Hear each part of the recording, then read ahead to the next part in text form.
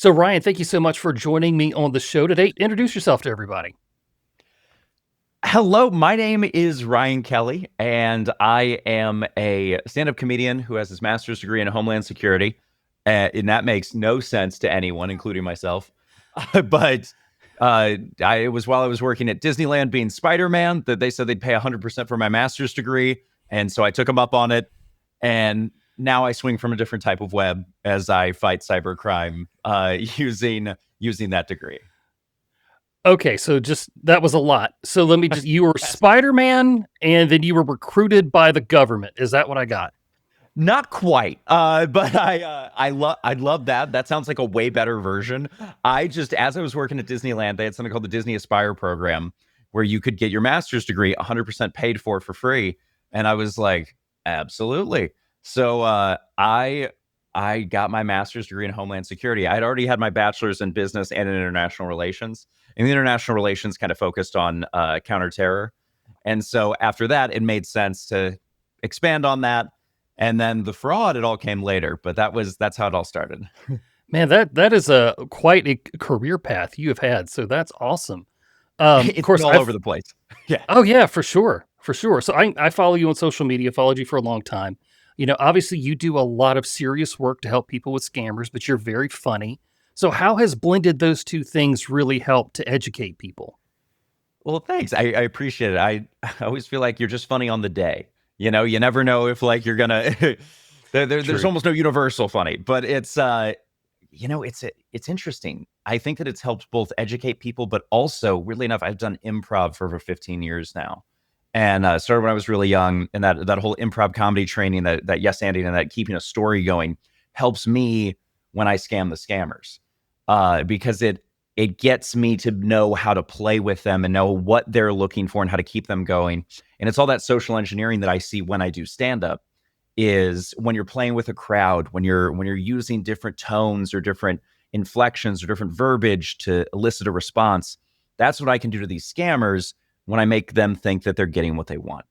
And so it not only helps in the explaining it, and when I make the short videos explaining everything that I've walked through, but also in the process of actually beating the scammers. Man, that is awesome. So you've used all of your life's passion of being on stage and doing that, and you were on stage a little bit, tricking these scammers into falling into the plan that you have. That's awesome, man. It's been really cool. It's been a fun. It's kind of crazy that I get to use every different aspect of what I do in this particular field, and so that's what's been a real delight. Yeah, man, that's cool. So I gotta ask, I love the fake conversations that you have with yourself, and like, how did you come up with the idea to have these fictional conversations with, like Boeing and Cracker Barrel and Toyota? What motivated you to do that? Oh man, okay. There's two sides of it, and there's the talking to myself where I moved back home to Missouri, and I used to do a lot of content with my roommate Ahmed. Great guy, really easy to play off of. And then for a while, I had done a few where I was talking to my Alexa, but I would program it to say really like weird things, which is one of my favorite things, is because like you can program it to say whatever you want. So I was doing that, but I wanted somebody that I could play off of. I like all of my stuff is always very happy and wholesome, and that's the feeling that I always want to give. And that's great, but sometimes for like a really good joke, you need someone who's got the darker side of it or the darker sense of humor. And so for me, that was either Ahmed or Alexa, like when I'd program it, or in this case, it can be the completely unhinged companies. And I think that it was when I figured out that freaking the Texas Instruments TI, like the calculators, which is always how I known it for, they make the Uh, processors for the Javelin missile.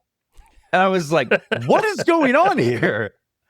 And so kind of kept going. And I kept seeing all these different things. I started doing my own research.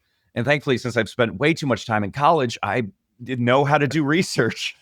And so, yeah, kept putting it together. And to this day, I still keep finding new things that make me laugh and that shock me. And I think that a lot of people do too, which is nice. the day that we're recording this, you just came out with one where there were two used rocket launchers in a dumpster not far from a middle school in California.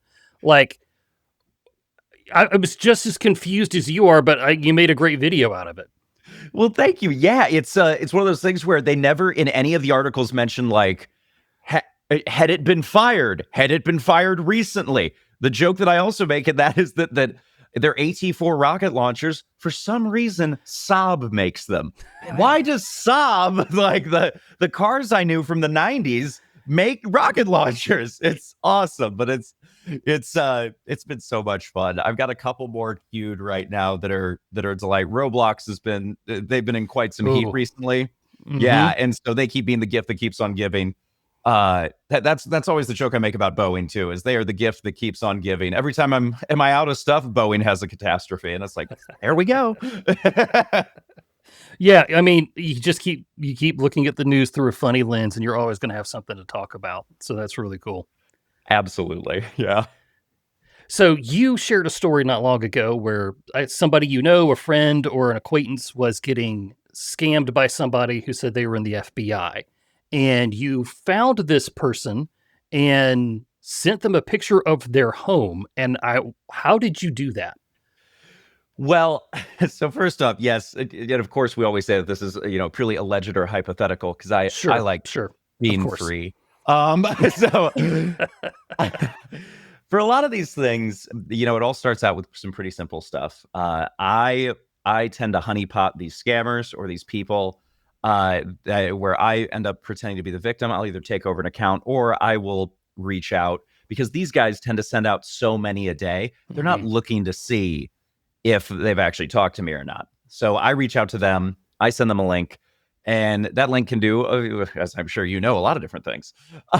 Normally, what I start with is a simple IP logger, and I'm just trying to figure Mhm. out some basic information, what type of device they're on, like generally where they what their IP is, are they using a VPN?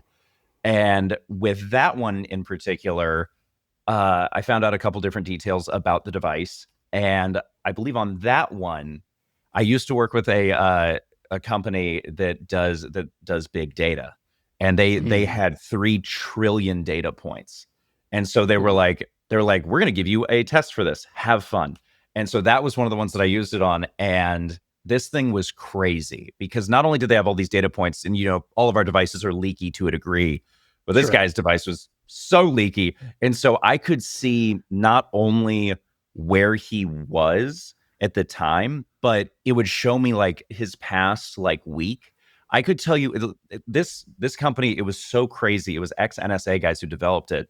And it was it was down to 3 centimeters. You could tell which side of the bed this guy slept on. It Oh was my. insane. And Oh so wow. in these particular cases, most of the time I find different ways to annoy these guys. But if they're getting like really aggressive with some of the victims, I tend to Mhm. make it very clear. I know exactly where you are. Let's not play this game. And so that was one of those situations where I was able to take that data from that company and go, please don't. And they backed off real quick, which was really Yeah. fun. Yeah, no, man, that is crazy. And the fact that you were, one, you had that skill set, but two, that you were just willing to do that for somebody. That's amazing. And like, I talk with people like you all the time who are out there trying to help as many people as possible. That's what attract a lot of people to the show. So thank you for that.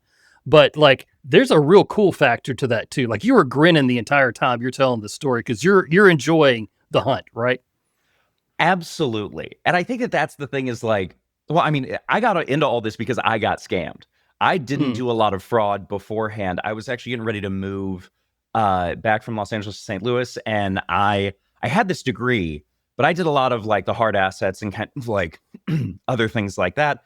And so then when I got scammed, I went through a real company. They accidentally set me up with a scammer for car shipping, and thankfully they just took money. They could have taken the cars, that would have been bad, but they mhm. were abroad. So well, abroad as in not in my city, but I Okay. ended up finding out that they were located in Indiana. I found out their Mhm. names. I found out their driver's license. I found their phone numbers. I found their emails. And so I sent all this to their local FBI. I called them and I said, hey, this is the issue. Uh, and the guy goes, dude, I just got scammed that way. And I was like, that is not what I wanted to hear. That is not helpful at all. Oh, Oh, but it was one of those things that I realized that I posted about it, and so many people were affected by these type of scams and things like that. And I realized that if I have the skill set, I better do something with it. And so I Yeah. take a crack at as many as I can. I've gotten over, gosh, probably over 8,000 submissions now of people submitting Mhm. scams to me going, hey, this is this, this is this. And most of the time I can only give advice. Or if I can't take a crack, I also will spend too many hours a day sending out fake emails to these guys, trying to bait them into things. And then it'll set up different things, whether I'm just pulling IPs and sending it over to the government, or I am, allegedly figuring out a man in the middle attack so that I can borrow the accounts they're using to scam other people. That's always fun. A lot of these Yeah. guys don't have two-factor on, which is pretty great for me. It makes Mhm. life a lot Mhm. easier.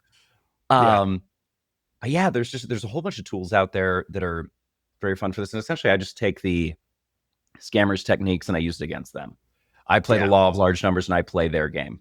And I'm just betting that I can be better at their game, because nothing sucks more than being scammed and how foolish you feel and how sad you are and all that. So when you see me grinning when I tell these stories, it's because we got one over on them. And I love that. Yeah. And you would think, as they are scammers, this is what they do for a living, that they could see this coming, but that doesn't look like they always do, right? No, not at all. And this is what's so fascinating. Actually, I've started writing my dissertation on it. I've actually contacted some colleges and am looking to get my PhD specifically around fraud, because these guys are all trained in very specific ways. And the Mhm. question is, why? Why are they trained in these such specific ways? Who's training them? And also, why is it localized? It's so baffling. If you get and I'm sure you do a podcast, you probably get an email all the time where people want to have you on a different podcast, but it comes from a Gmail. So Mhm. exclusively out of Pakistan, exclusively. You'll find it Hmm. from no other country. Why Interesting. is that? Now, it's because what my theory is that these countries and these places all facilitate different types of crime. Some of them are government supported, some of them are just they're entrepreneurs, but in a criminal sense. And so if you end up getting, like, for instance, a PayPal that looks like a real receipt, they're telling you to call, but it's the wrong call center, almost exclusively India.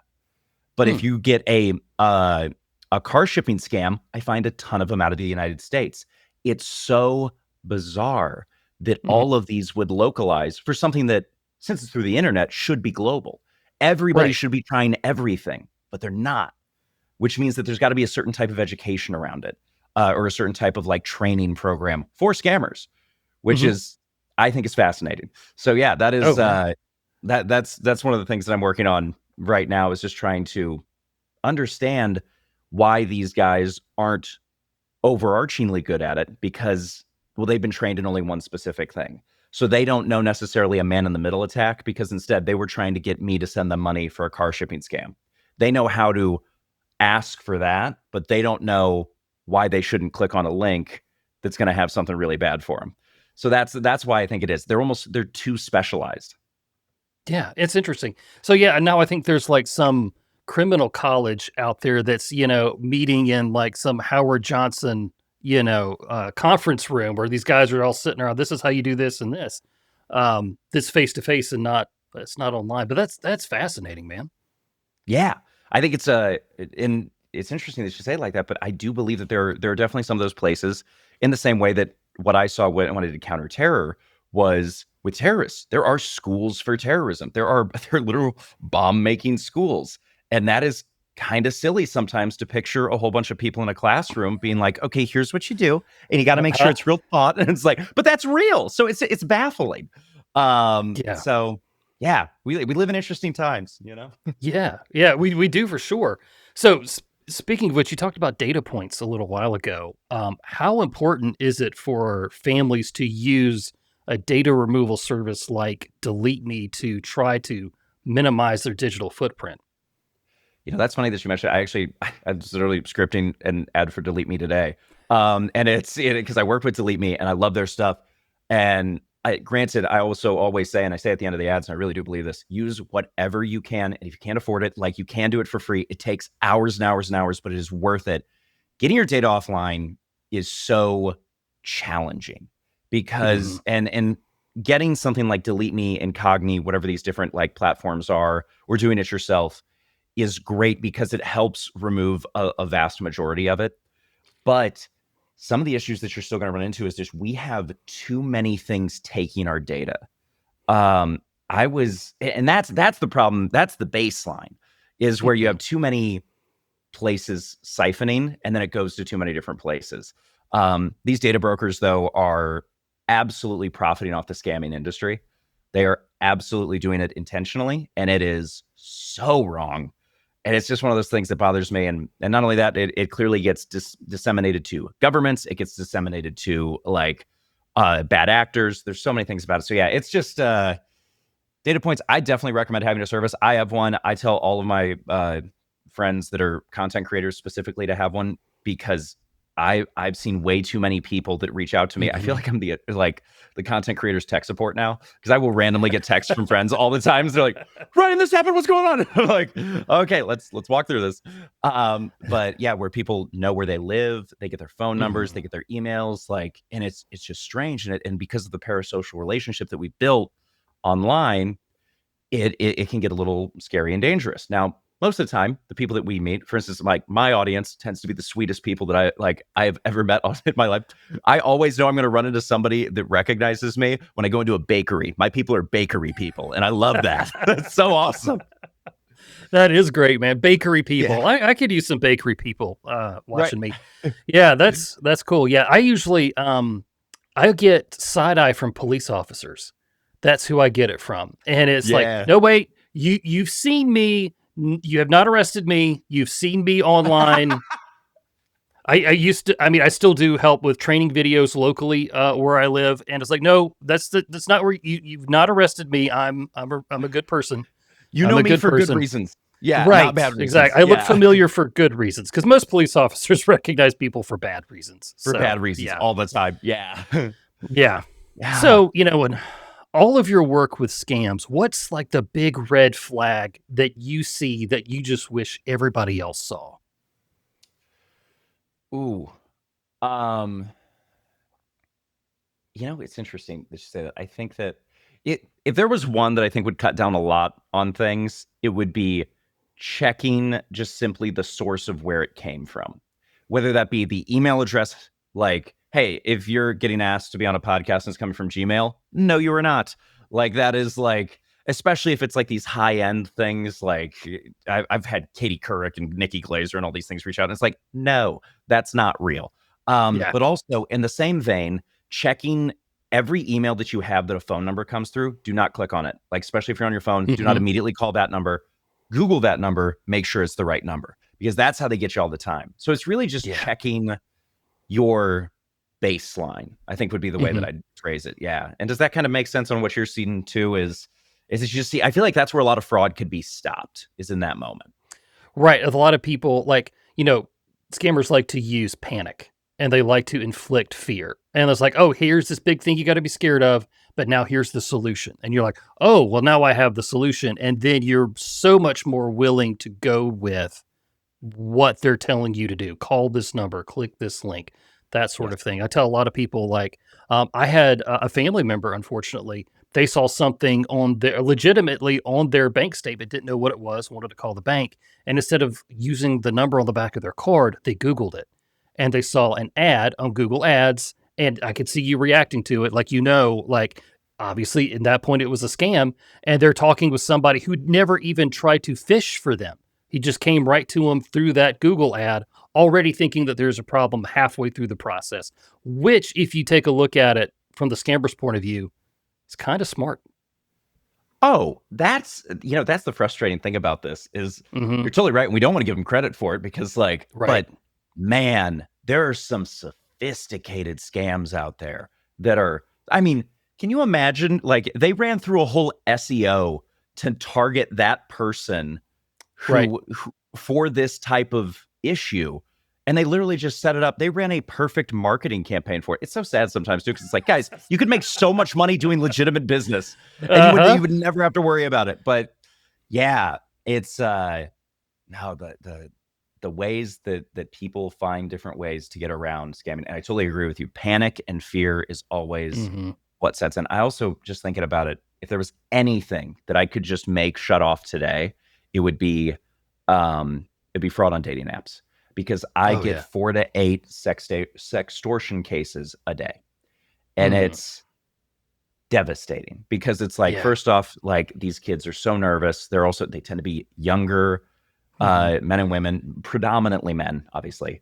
And it's really sad, because it's like, guys, like first off, just I think across the board, never take a naked picture of yourself, Yeah. ever. Like, Agreed. just don't. Agreed. There, and like, I'm not here to judge anything about it. I'm just saying that, like, it puts you in such a dangerous and vulnerable position.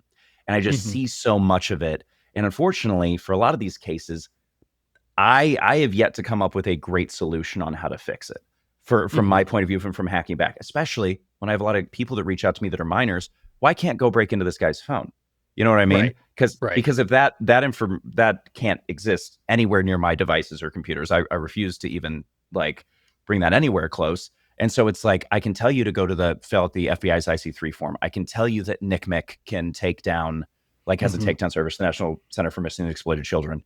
But it's just so tough, and it's so sad. And yeah, there's just that's a whole side section of it that's Hmm. just probably the most brutal that I see.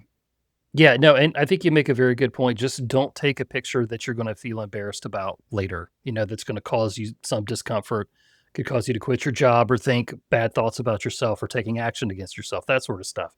Like, that's kind of where we need to start because I think that would have probably avoid a lot of stuff. I mean, like, I have this absolute freedom if I, have my phone open and, like, I'm showing friends, pictures from, the fishing trip that I wanna I'll just hand them the phone. They can swipe left or right, no problem. There's nothing on that phone that's gonna embarrass me, and Yeah. there's for anybody who's listening, there's a lot of freedom in that. So just really think about that before you take that sort of picture. Just take a step back. It'll be okay.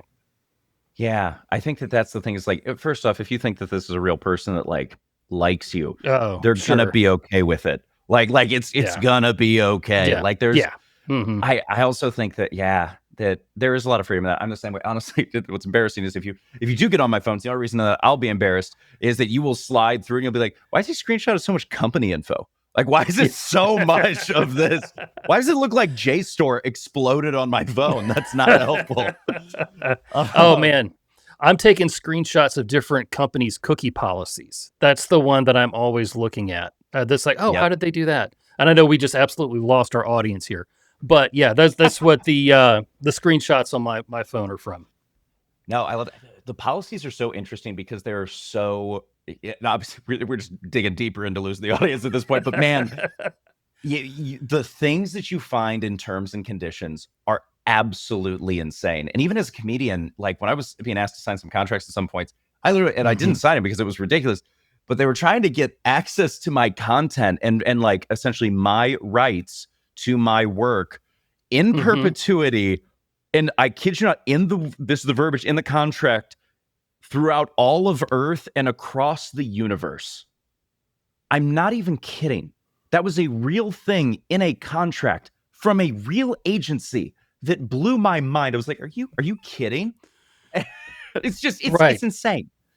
Does this agency know of another, like, universe that we don't know about? Like, I ju I, that's, lots of yeah, questions. they wanted it for all planets, which, I'm flattered that they think that there are people even in the future that are going to be that interested in me. That's Yeah, flattering, because I that don't. is. Yeah, I don't know if that's happening. I get this question a lot. I know you probably do too. What are some things that we can tell our older relatives to look out for so that they don't become a target of a scam? Ooh. So I love this question. I definitely get it, but I'm going to flip it a little bit for you, because Okay. there's been some studies that say that Gen Z gets scammed more than our Mhm. boomer grandparents. And Sure. Yep. so, which is crazy to think about, but it makes sense. They're on devices more. But it feels like in the millennial generation, or especially like the really late, or Gen Z, like, or I guess really early, but, the older Gen Z, you you were trained so much in computers and in tech and in, be very careful, this is very dangerous. And it feels like you have it on both ends now, which is so bizarre, of not being taught that. Some didn't Mhm. grow up with it at all, and so they're learning a new technology that's now infiltrated all of our lives. And then some they trade out a bottle for a phone. And so you're immediately in it. You don't think about it. You just kind of get there and you start scrolling. Thankfully, my mom, she worked in cyber. She was a systems engineer. And she Mhm. was the one that always used to look me in the eyes and be like, do never take a picture of anything that you don't want going out there. And also never click on anything that you are not 100% sure where it goes. And I was like, ding. And so, yeah, I think that any advice can be kind of what we mentioned earlier is just go go back to go back to basics, go back to the base website of the company. I always love running like who is checks on websites. Like if Mhm. you're Mhm. like, oh, you've got an Amazon link that you want me to click. Okay, that Amazon website was founded 3 days ago. I think they've been in business longer than that. Like that's not. Mhm. Um, Mhm. there's a whole bunch of tools out there, but I think what you mentioned with panic is so true. Take things slow. There is nothing you need to do. And also for blackmail, which I see a ton of, just don't respond to your blackmailer. It's impossible Mhm. to blackmail someone who you cannot get a hold of. So that is incredibly difficult. So that's what Right. I think about that. Yeah. Yeah, and that's such a simple solution to that problem. Like, hey, if you they can't threaten you if they can't talk to you. They're not Yeah. gonna sit here and expose whatever it is because they don't know you're gonna do anything about it. They don't even know if you realize it's happened. So, yeah, thank you for bringing that up. I appreciate that. I do. And also a lot of the times you get those guys, the sextortionists tend to be exclusively from Nigeria. Mhm. Occasionally they dabble in like the Philippines a little bit is what I've seen from all the cases that have come through me. But it's just at the end of the day, they're not going to come to your home. Like Right. they're not going to fly across the Atlantic to like find you or like threaten you. You're going to be fine. Ignore them. They will give up. I keep seeing them give up. And it's Mhm. and that's some of the greatest feelings is when you didn't give them money, but if you do give them money, they will keep coming and coming and coming forever. It's just you're just picking how much money you want to lose at that point. I'd Yeah. personally pick zero. Yeah. Yeah, right. Good point. What is something that you feel often gets overlooked by families when it comes to protecting their children online? Ooh, I love that you asked this question, and that's one of the reasons that I was so stoked to be on the podcast. It was like the secure dad, like you're securing like stuff for the family, and that's so crucial.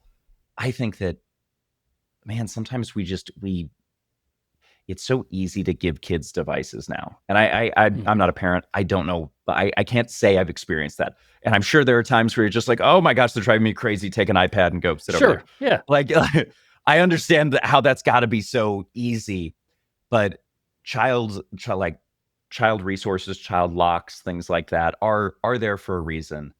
Um, I think don't inherently trust things that are said to be made for kids. I made the reference Mhm. earlier, and Mhm. you definitely got it. Roblox, not made Mhm. for kids. It is made for the people that are spending money on there to access kids, and that is the worst version of it. Um, I yeah, I think that there's a lot of things out there. I also think that just as a whole, man, social media, and this is going to come out weird from me because it pays my bills, but social media is devastating. We are destroying our own attention span, self esteem, emotional health. It is, I mean, on my phone, I have something called Unplug, which is this is not a plug for Unplug, ironically, but and and there's a free version. That's the one I use. But it blocks apps, and so you have to like insert a code, and you get 5 minutes, and then you're on it, and you do it, and you're done. And so for me, for social media, I have all my apps locked so that I will not touch it. I will get on, I will post, and I will flee. Mhm. And it's it helps a bunch because man, even on social media and even on iPhone, I was talking to my wife about this, is that it feels like the news is always trying to get you too. Like if you just have like Apple Oh, yeah. News is going to let you know something, whether you asked for it or not, it will let you know. And I think that just media overload, to simplify the elongation of that question that or the elongation of that answer, uh, media overload is hurting us. Excess screen time is hurting us. Yes, there's the security element of it as well, but if you cut down on the whole thing, you're going to live a healthier, happier life. And that's going to be healthier for kids, that's going to be healthier for adults. Right now we live in a time, I see this weirdly enough as a crossover with comedy. Everything we do is about us and about me as a person. It's me about everything. And what's devastating about that is like for comedy, nobody goes to a show anymore that's a storytelling. Everybody only goes to crowd work because they want to see themselves as they're the show then, which is very fascinating. But you see that across the board with everything, where it's like we get so caught up in ourselves, we've lost so much community. And we saw this coming, and there was a book written long ago called Bowling Alone that goes into the loss of community and communal like society. And I still think that it's getting worse. And I hope that we bottom out and come back up, because there's so much more in the world than what's on our 8-inch by 3-inch phone. Yeah, man. Gosh, really well said. Really well said. As we wrap up here, you've mentioned Roblox a couple of times. That just seems to be this dumpster fire that just won't go out. Like, what's going on? Like, what's happening? Why does this even still exist? You are asking. I ask myself that about so many different things. I think that, oh gosh, and you might know. I think it's the 1996 Communications Act. Is that the one that I'm thinking of? And I'll explain, where it's that tech companies essentially can't be held accountable for things that are user generated on their sites. Yes, yes, that's it. Yep, and it is the most horrific law that I think has been passed around tech since the internet's been created. I think it is. It gives them all. For instance, there were some studies run recently that 50% of Facebook Marketplace ads were phishing scams. They were trying to steal from people. 50%. It's like they're not even trying. And in the same vein, Roblox is very similar, where, well, because it's a lot of the user-generated content, they are allowed to keep going because, well, it's not our fault. We just provided the ship that is on fire. We didn't light it on fire. We gave them the kindling, but we didn't light it on fire. And it's personally, I'm very passionate about the laws changing around that. I think that is such a mistake. But the problem is you're going to be fighting against everyone in the big tech lobby, and that'll be tough to see if that can get passed. But yeah, it's for the Roblox scheme at the moment is they have 40 million kids on, I want to say every month. Or it's like, I don't even know if that's month. Is that month, or is that just 40% of their overall user base is children? And by the way, when I say children, I mean 13 and under. I'm not even talking like 18 and under. Right. And they continue to promote and put kids in weird lobbies filled with weird games that feel very coded, as well as not checking IDs, not also possibly, when they are thinking about implementing IDs, taking photos, but not deleting that information, which is also an issue for biometrics. So there's so many things about it that are just cartoonishly bad. And they came out, so they banned a YouTuber who had done, he does exactly what I do. He fishes against pedophiles, and I've done that as well. And thankfully, I don't really do it as much anymore, because man, you need to be a special type of person that's like hardcore to do that. Oh, yes, absolutely.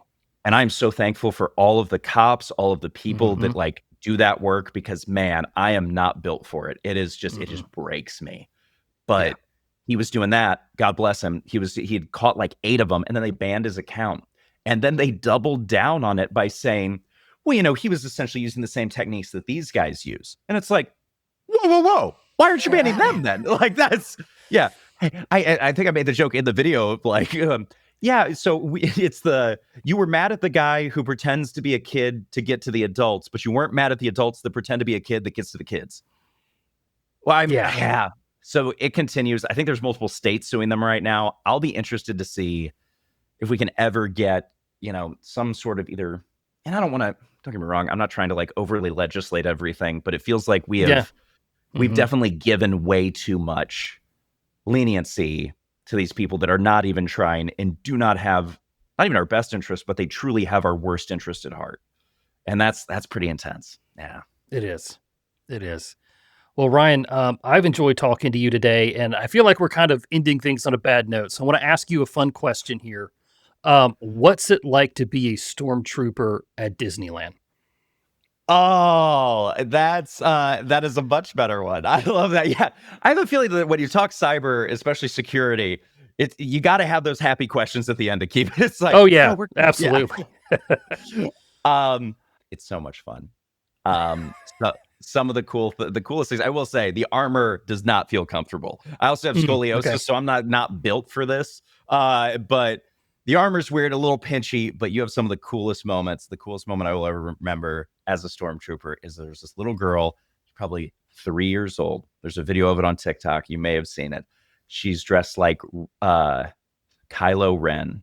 We nicknamed her Kylo Ren because she was the little girl version. And she is walking around, and everybody's kind of like, there's a little group of people around her, but like she clearly like wants to be a part of everything.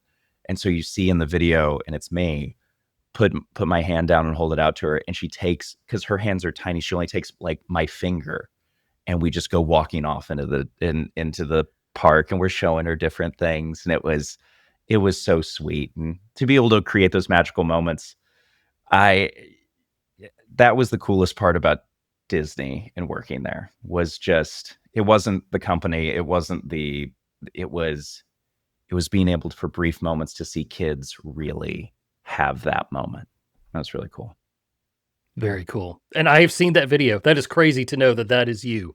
It is me. Yeah. Oh, that's very cool. That is very cool. Man, I appreciate your time. I appreciate what you're doing. Where can people find out more about this serious work you do, and then also your comedy as well? Unfortunately, I don't separate it. So you can kind of get it all at once. Maybe that's something you're interested in. Maybe you're like, I didn't want all that. It's youthpastorryan.com. No, I'm not a real youth pastor. Yes, I do look like one. I'm acutely aware. And it's youthpastorryan.com's got a link to everything, or Youth Pastor Ryan on TikTok, Ryan Kelly Comedy on Instagram, Youth Pastor Ryan on YouTube. Really, whatever you're feeling. Would love to see people over there. But yeah, it's we'll see. There's more cooking. Yeah, man, I'm excited for you. I appreciate what you do. God bless you, buddy. Thanks, man. I appreciate you too. God bless.